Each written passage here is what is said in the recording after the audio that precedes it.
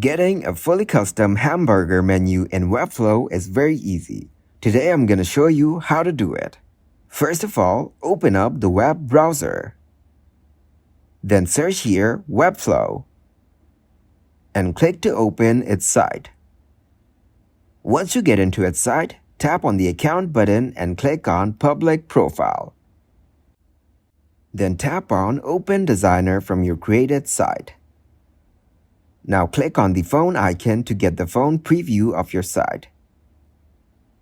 Then click on the Preview button. After that, tap on Menu. You can adjust the page size and expand or compress it from its edges.